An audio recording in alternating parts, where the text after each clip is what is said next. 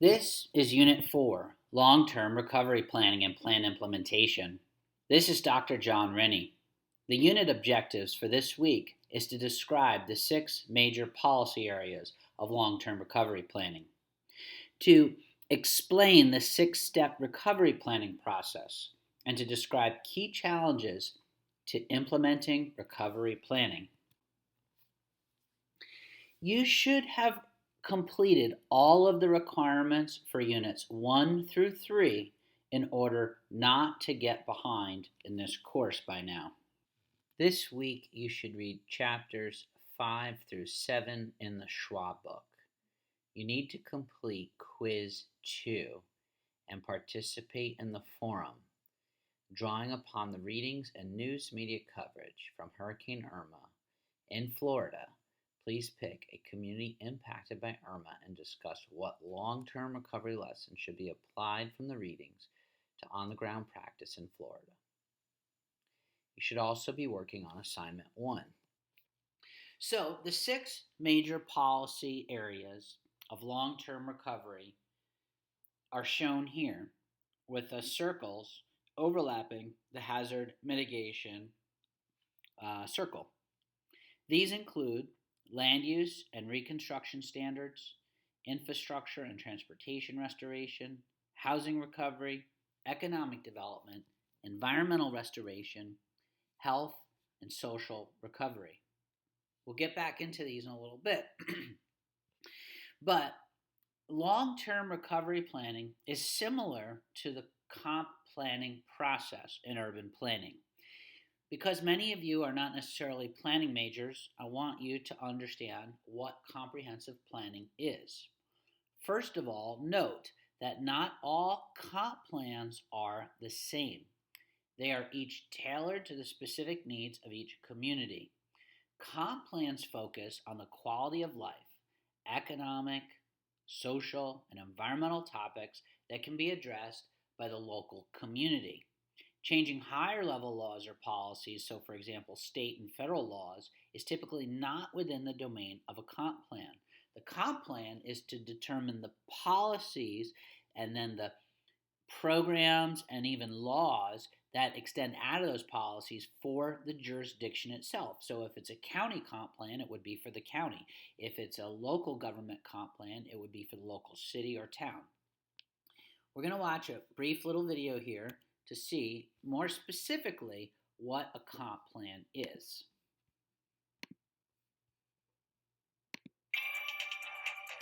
Welcome to Comprehensive Planning 101.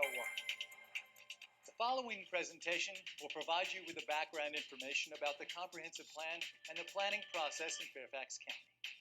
A comprehensive plan is mandated by the Code of Virginia and serves as a guide for decision-making about the county's land use.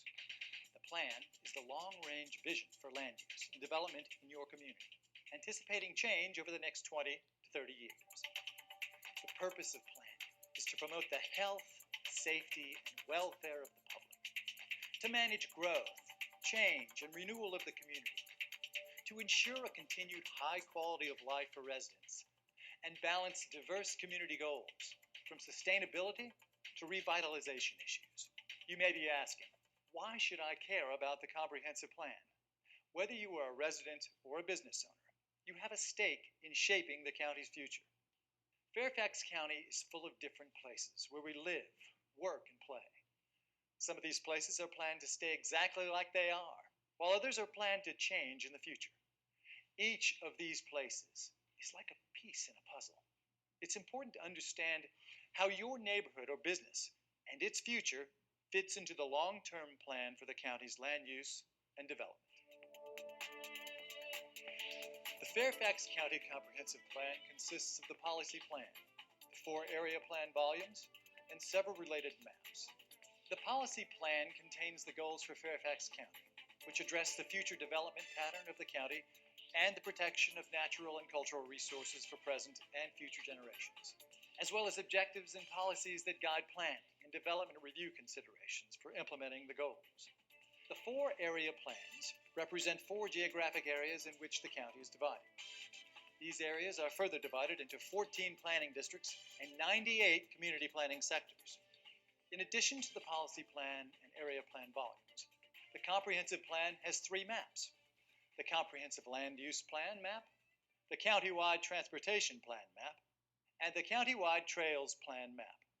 The Comprehensive Land Use map illustrates the baseline recommendations for planned land uses, transportation improvements, and public facilities. The Transportation and Trails maps show existing and planned transportation facilities throughout the county.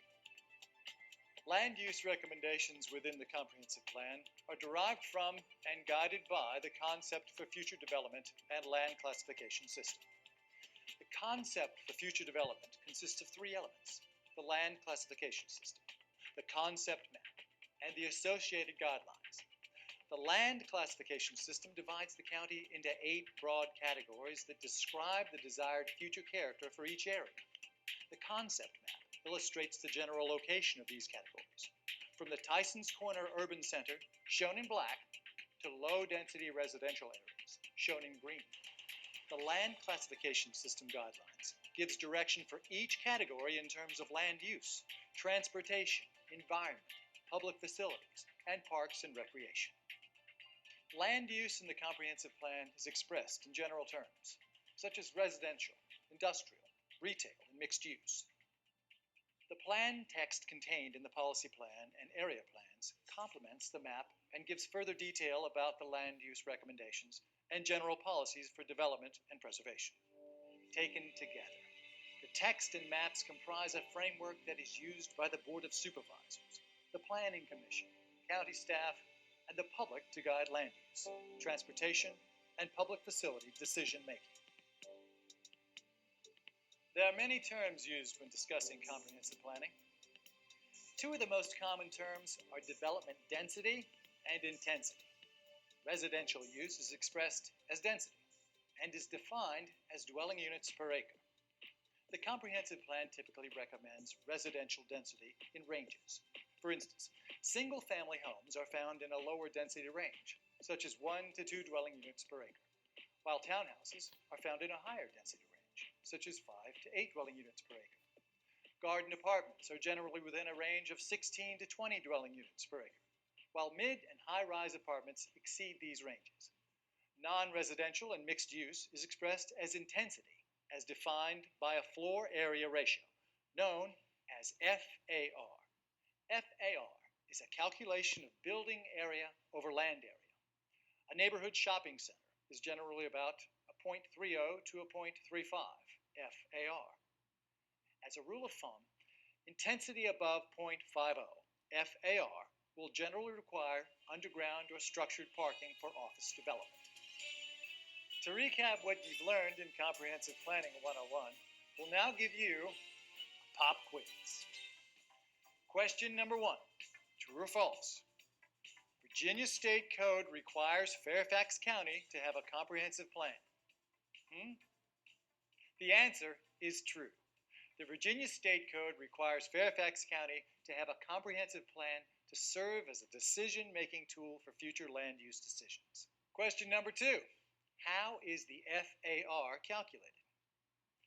A, the first floor area multiplied by the developable land of the site. B, the total floor area of the building divided by the total area of the entire site. C, the total land area of the site divided by the developable land of the site. D, the total floor area of the building multiplied by the total area of the entire site. The answer is B. The floor area ratio is a simple calculation that divides the total floor area of the building, excluding the basement and parking garage, by the total area of the entire site. Question number 3. Which of these items is a part of the comprehensive plan? A, the policy plan and the area plans.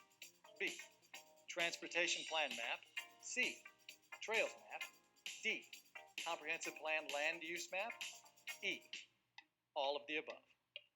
The answer is E, all of the above. The comprehensive plan consists of the policy plan, the 4 area plan volumes, and 3 associated maps. Congratulations! You have completed Comprehensive Planning 101. The maps and documents you've seen in this program may be viewed from the Department of Planning and Zoning website. To learn more about the comprehensive plan and planning activities in Fairfax County, you may also sign up for email announcements. So that was an illustration of comprehensive planning from Fairfax County, Virginia. Every county and municipality is different from one another.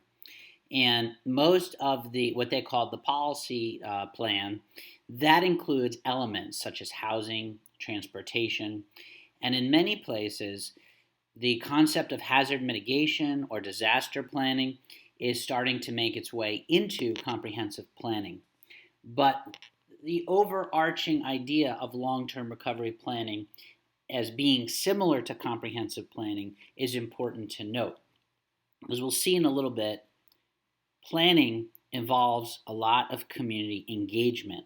So getting the public to participate in the planning process is vital to have an effective plan that represents the views of the entire community. I challenge you to go find your own comprehensive plan in whatever city, town, or county that you live in. Now, some of you may live in a city within a county. So, for example, I live in the city of West Palm Beach within Palm Beach County. In that case, both the city of West Palm Beach and the county of West Palm Beach would have their own comprehensive plans. And ideally, those comprehensive plans would be coordinated with one another of matters relating to infrastructure and where the county incorporates with the city. Now, you may wonder, well, how does that work? Well, the reality is that the county of Palm Beach and many other counties have unincorporated areas. The unincorporated areas is for the most part what the county comprehensive plan guides. The incorporated areas, in this case the city of West Palm Beach, should be coordinated with the county's plans, but the comprehensive plan for the city of West Palm Beach would be more detailed and more specific to the needs of that particular community. If you want to learn more about those particular issues, I recommend you taking some planning classes in School of Urban Regional Planning, but I needed to give you some background as it relates to this class.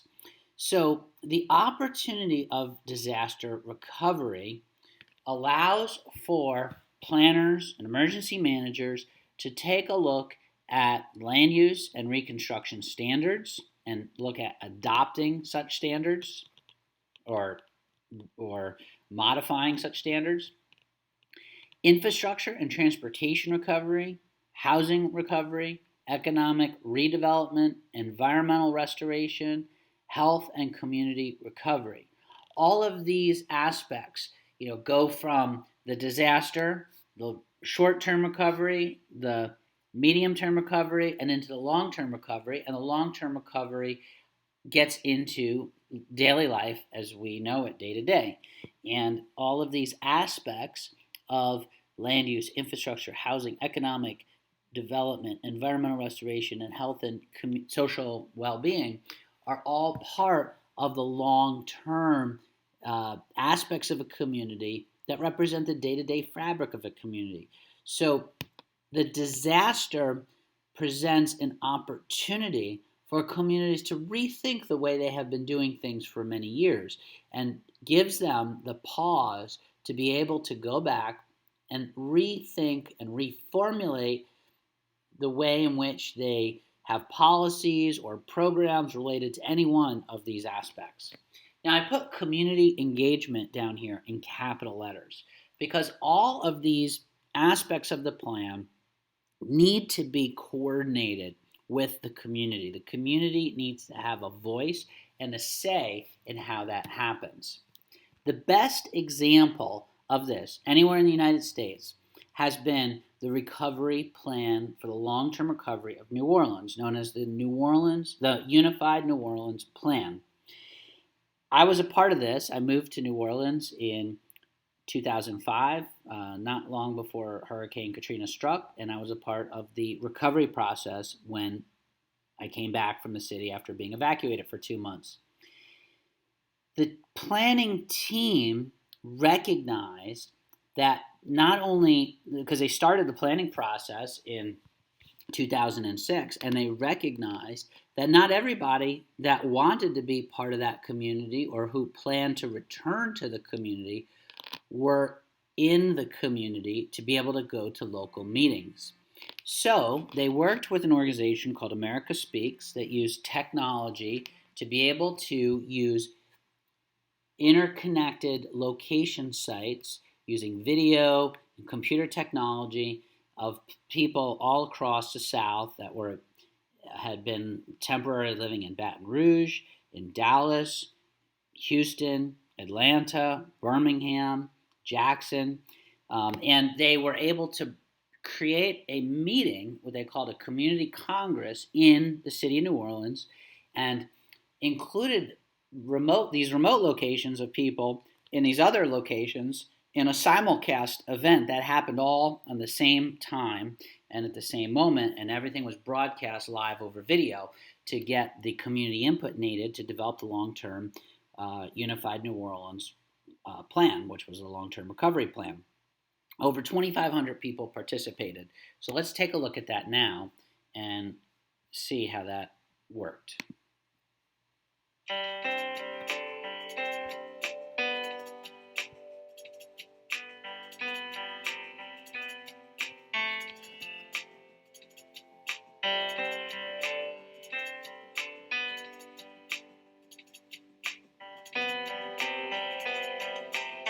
People in New Orleans have been challenged in a way that the rest of us will actually never be able to totally comprehend. I miss my church, you see. I miss my family, you see. I miss my friends.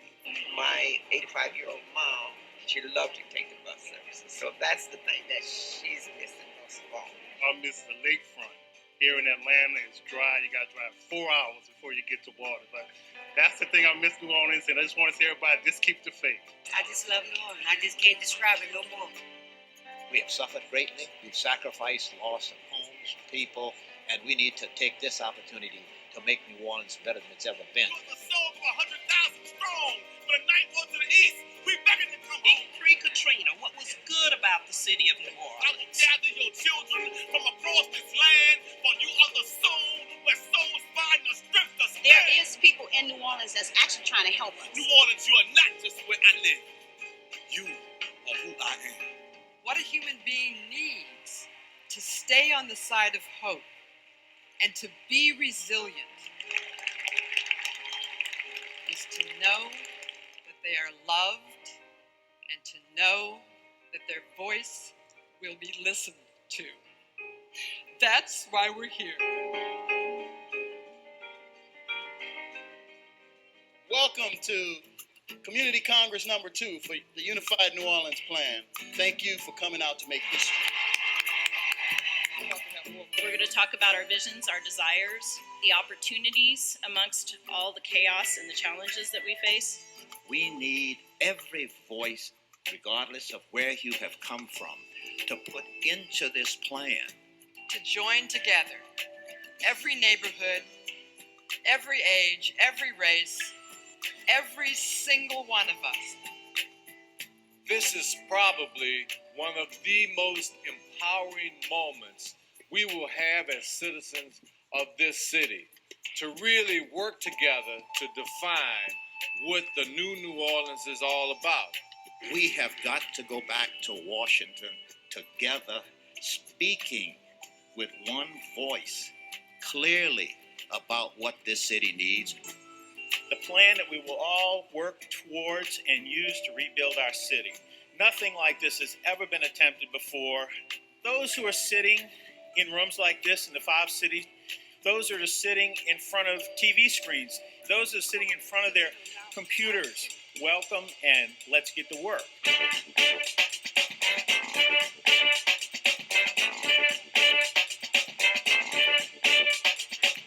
There are 2,530 New Orleanians participating in today's Community Congress. We want to capture as much of the key points and information that come out of today. What we're going to talk about here is fundamental to most of y'all's neighborhoods that were flooded, and that's the options that we're going to deal with in particular, okay? What are your thoughts about these options? We really want you all to participate in what happens with your city. The first issue is education and health services. We've put together 3 options for you to consider on flood protection. So let's talk about options 1, 2, and 3. The data you put in is going to what we call a theme team. They literally read your input as it comes through the computer. They look for the themes. That's a good one to send off to the theme team. That there be a neighborhood board, some kind of mediation team. I'm going to vote for 3, but I'm personally affected by number 2. Why don't we go around to a little round robin and hear from folks in other places? We need to fix the transportation. People have to be able to get to work. They're coming from far. There's a lot of passion about that. There's a lot of discussion. We need community clinics out in District 9 and 10. There's only 2 hospitals, and the communities are back, but there are no health services out there. And we need bus tickets to get to school, because right now we can't get to school. Whoa. I don't know if you can hear it, but there are people clapping for you all over the southeastern United States and in some libraries and community centers coast to coast. We talked about libraries, child care, all of the services coming together under the umbrella. We got the options up. Okay, grab your keypad. We'll be asking you to use this keypad so that we can go from 350 table discussions across these cities to, in fact, a moment in which each one of us registers what is my highest priority for flood protection? What is my highest priority for the city for affordable housing? Flood protection, important on a couple of those. Schools is very important to this group, and coming right behind that is healthcare and mixed income housing. There are the results. There are the results. I'd say give yourselves a round of applause.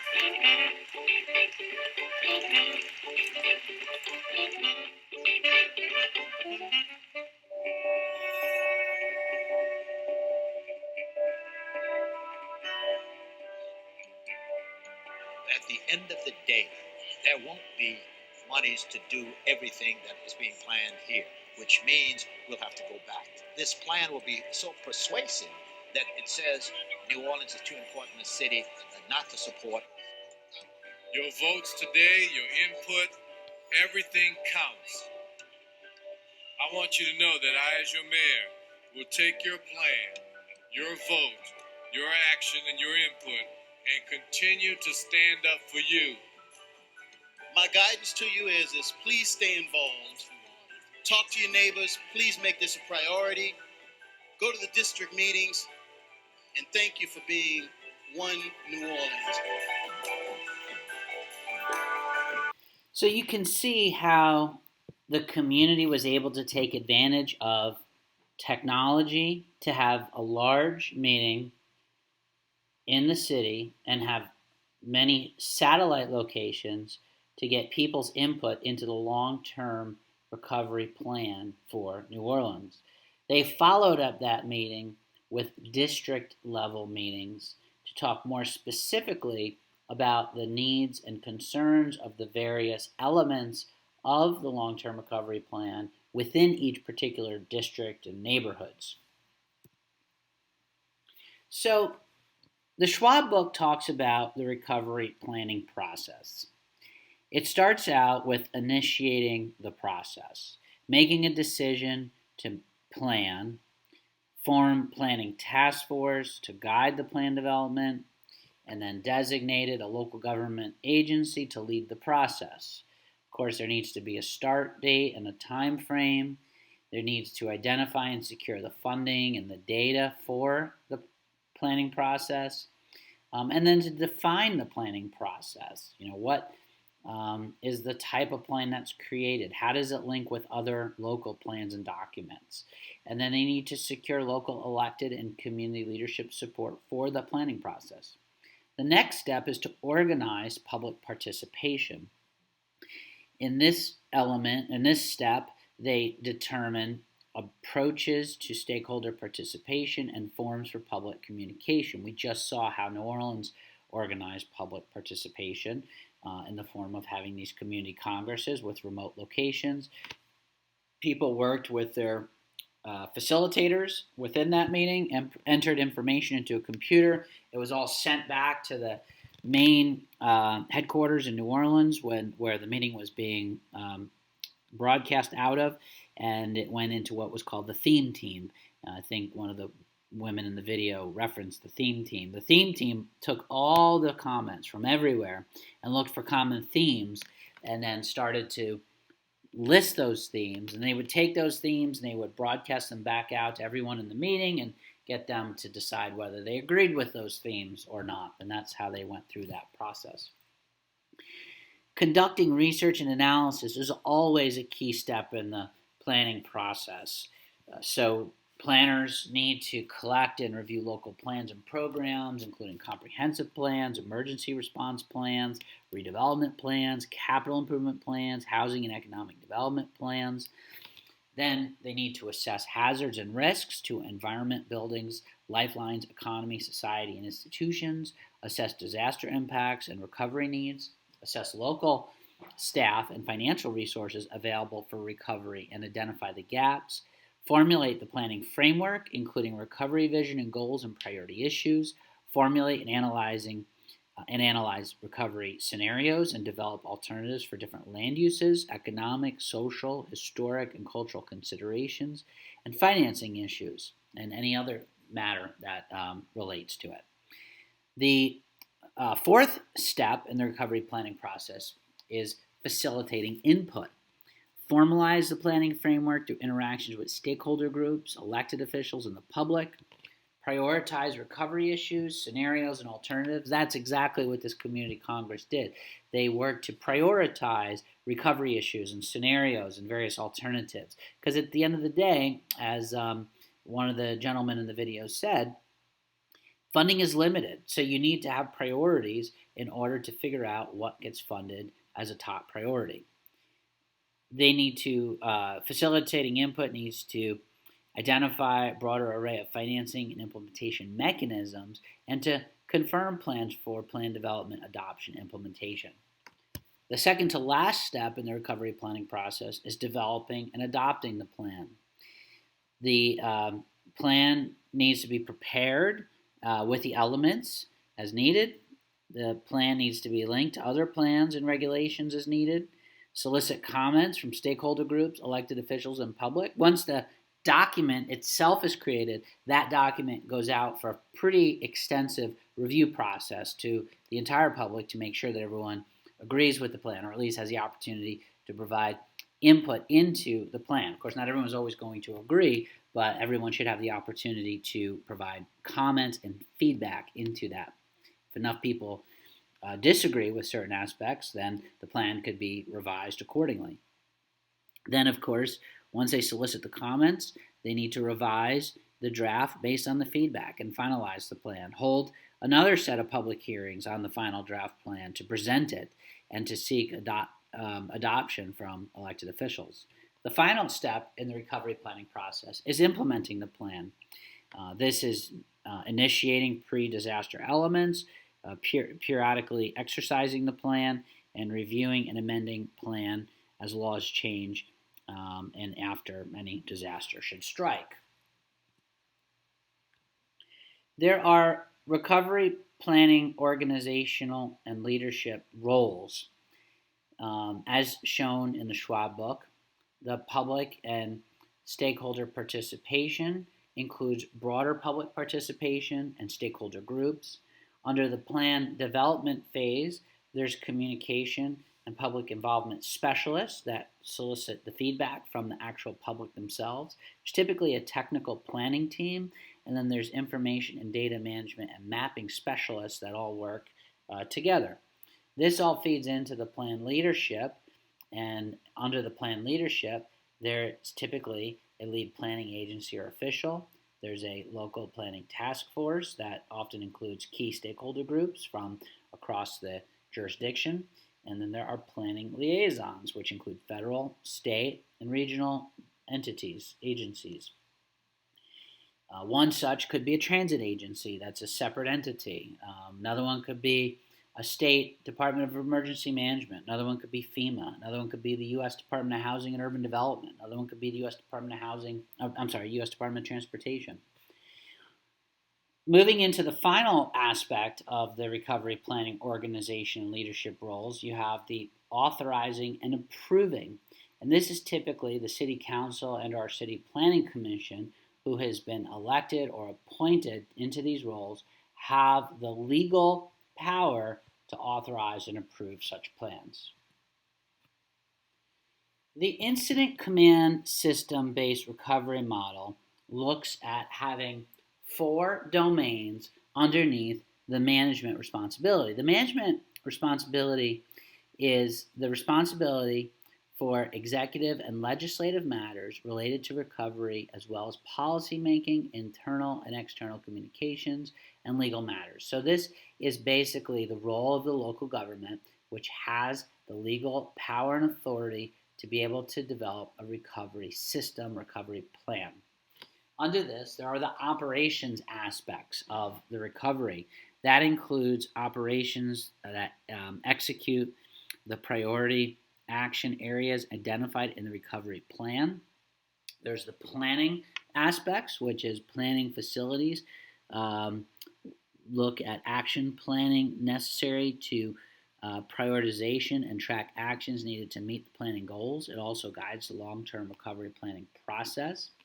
Then there's the logistics. The logistics assist in identifying unmet resource needs such as personnel, space, and equipment, and packaging and coordinating these resource requests.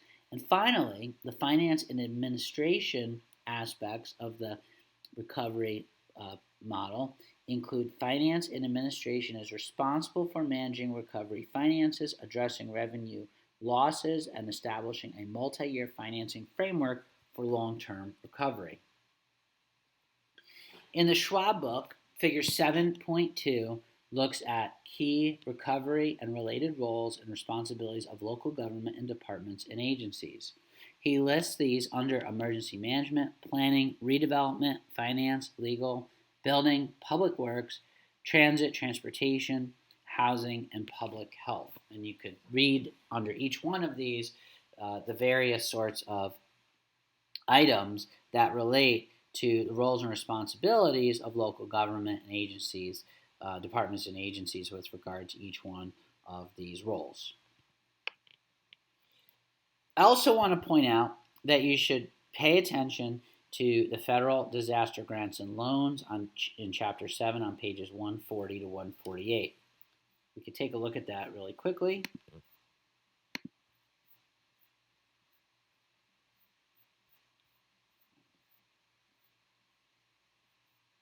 Starting on page 140, there is an outline of the various federal disaster grants and loans, starting with the Federal Emergency Management Agency's assistance, including public assistance, hazard mitigation grant program, the community disaster loan program, the individual and household program, and then there's funding under the U.S. Department of Housing and Urban Development, U.S. Department of Transportation, U.S. Small Business Administration, U.S. Army Corps of Engineers, the EDA, which is the U.S. Economic Development Administration, Department of Agriculture, and then other federal level grants and loans. And then there are state disaster grants and loans. And then there's insurance. We talked last week about the National Flood Insurance Program. There's state-backed insurances. There's private insurances. And then there are city-led financing tools. These could be capital improvement programs, redevelopment, special taxing and assessment districts, and impact fees, and then special bonds, loans, and taxes. And then there's philanthropic and private investment that also come in the wake of disasters. So, for example, the Unified New Orleans Plan was funded through philanthropic investment made by the Rockefeller Foundation. And then there are other special considerations in financing and disaster recovery that you should be sure you read. Now, I also would like to take a look at the implementation strategies and milestones and timelines, which is figure 7.3.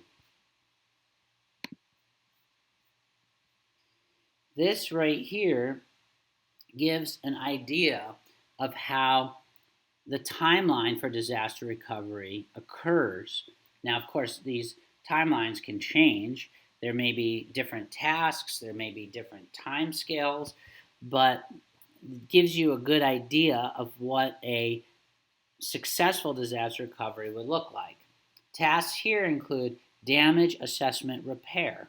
And underneath this particular category, there includes damage assessment, closure and relocation, demolition, geologic evaluation, and repair permitting. And you can see here that the time scale of these can vary from days to weeks to months to even years.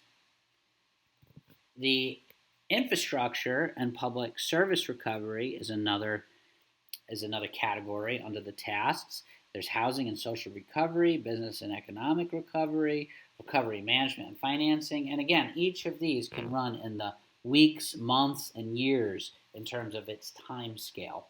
And of course, under each one of these categories, there can be a whole long list of different recovery objectives that planners can track the time scale for each of these recovery elements.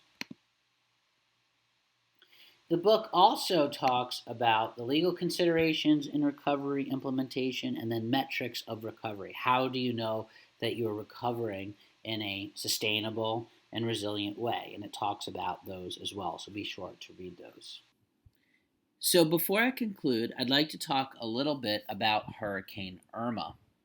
Hurricane Irma is one of the most significant hurricanes that has ever hit the United States, certainly Florida. It did a lot less damage to southeast Florida than it could have done on its initial projections, but it certainly devastated the Florida Keys and southwest Florida and did quite a lot of damage to Miami, Jacksonville, and central Florida, really the whole state of Florida. Even did had significant impacts up in Georgia, which was without power for quite some time. Here in the photos, you can see some of the images from downtown Miami, Brickell area, and the Florida Keys, which really were quite devastated and hit very hard.